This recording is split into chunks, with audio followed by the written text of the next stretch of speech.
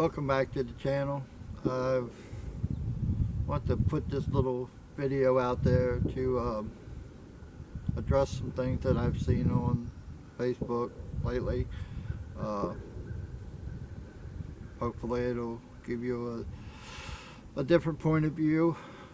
I see a lot of posts where, why would you shoot a deer that small? Why didn't you give it another year or two? All that's fine, but you also have to look at where other people are hunting. There's places that there's places that get so much pressure that the odds of a deer making it another year or two are very slim. I mean, I've hunted in some places where if you kill a 2.5 or 3.5 year old deer, you killed an old deer. And you know, I see some of these posts, well, that's only a 2.5 year old deer, you should let him live, you know, give him another 2 or 3 years and he'll be big. Some places they don't have another 2 or 3 years. And you know, what somebody wants to harvest, whether it's a doe, it's a button buck, it's a little basket rack, it's a 100-inch 8-point, might not be much to some people, but to some people that could be their first deer. That could be meat on the table for the next year. It could be a hunter that only has that day or an hour or so every now and then. I mean, some of us are lucky we got plenty of hunting time.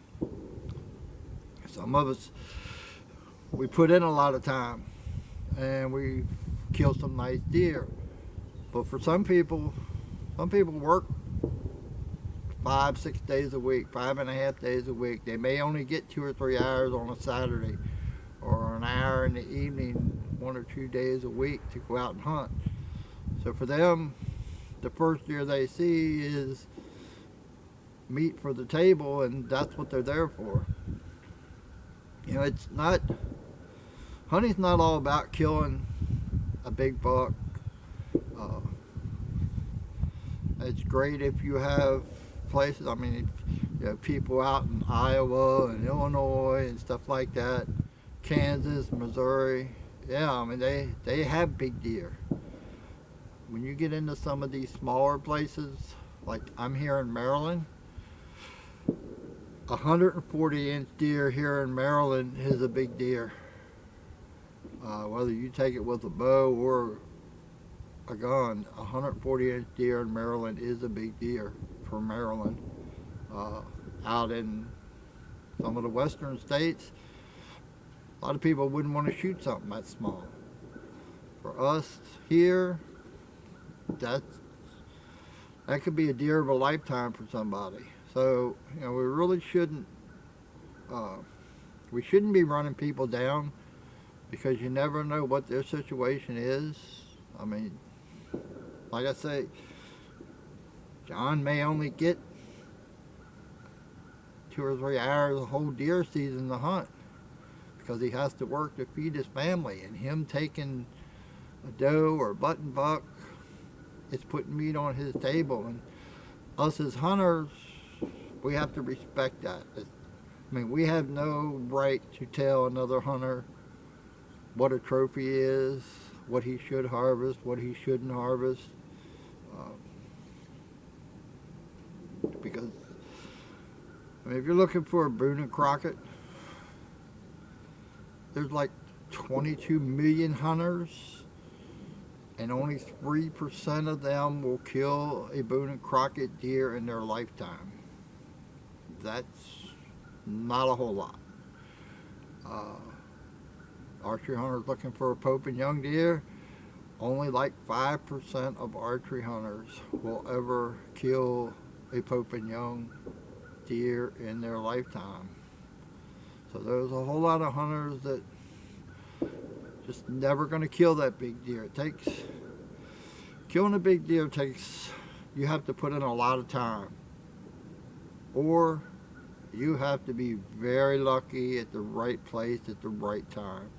Majority of the people who do kill big deer, I mean, we put in a lot of time.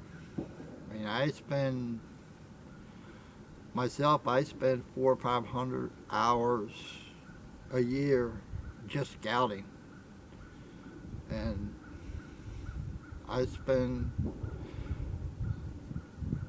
probably spend another 400 or 500 hours a year in a tree stand. I pass a lot of deer for a shot at a big buck. A lot of people don't have that chance. I mean, they don't have the time to put in a tree, to set in a tree stand for 8, 10, 12 hours a day, hoping that the one that you've seen on camera is going to walk by. A lot of people don't have that.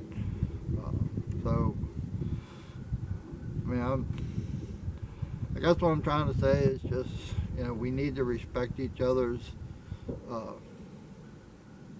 We need to respect each other's hunting. Congratulate them on a buck, congratulate them on a doe, congratulate them on a button buck, and give them some pointers. I mean, don't run them down. You know, give them some pointers. Try to show them, you know, try to show them how to run a trail cam, how to scout out. I mean, you can run a trail cam. You only have to go check it once every month or so, and you'll get an idea of when the deer's coming by that spot, what deer's coming by with that spot. And I mean, instead of running them down, do what you can to help them. Show them how to set up. Those of you out there who are, you know, who are lucky enough to have places that hold big bucks, that aren't pressured like a lot of the land is around here. I mean, public land here in Maryland's pressured hard. And after the first day or so of rifle season, it gets real hard. So we stop running people down. You know, they're fellow hunters. Do what you can to help them. Do what you can to educate them. Take them out, show them the ropes. Don't run them down. Don't put them down. It's only going to discourage them. We need to build them up, not cut them down. I hope my little rant got through to somebody, and I'll see you in the next video.